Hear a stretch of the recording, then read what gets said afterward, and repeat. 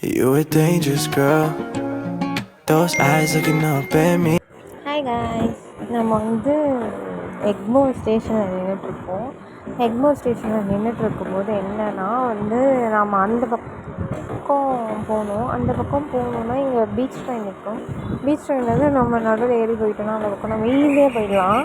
அப்படி இல்லைன்னா நம்ம இங்கேருந்து நடந்து இந்த பக்கம் டேர்ன் பண்ணி தான் அந்த பக்கம் போகணும்.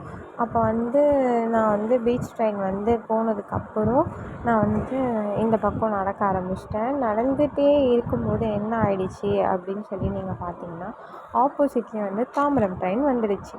தாம்பரம் ட்ரெயின் வந்ததுக்கப்புறமும் நான் இன்னும் நடந்துக்கிட்டே இருந்தேன்னா நம்ம தாம்பரம் ட்ரெயினை பிடிக்க முடியாது அப்படின்றத நான் புரிஞ்சுக்கிட்டேன்.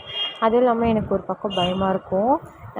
பின்னாடி இன்னொரு ட்ரெயின்லாம் வந்துடுச்சுன்னா அவ்வளோதான், நம்மளை இடிச்சிடுவாங்க அப்படின்னு சொல்லிட்டு நான் ட்ராக்கில் அவ்வளோ இதுவாக நடக்க மாட்டேன். யாருமே நடக்காதீங்க. பிகாஸ் நம்ம டைம் ஸ்பெண்ட் பண்ணி மேலே ஏறி நடந்து போகிறத விட அதுவே பெஸ்ட்டாக இருக்கும் எனக்கு தெரிஞ்சு.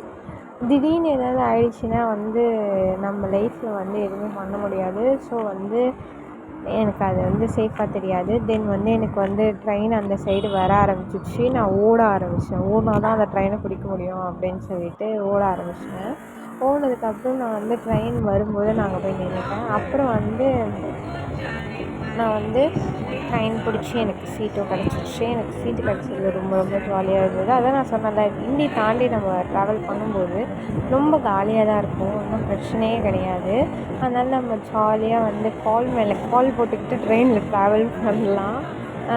அதுவும் இல்லாமல் எந்த கம்பார்ட்மெண்ட் ஏறினாலுமே காலியாக தான் இருக்கும். பட் செங்கல்பட்டு ட்ரெயின் தான் ஹிந்தி தாண்டினாலுமே அவ்வளோ காலியாகலாம் இருக்காது. இப்போ ரொம்ப காலியாக தான் இருக்கும். மார்னிங் நீங்கள் ரொம்ப இதுவாக இருந்தீங்கன்னா லேட் ஆகும்.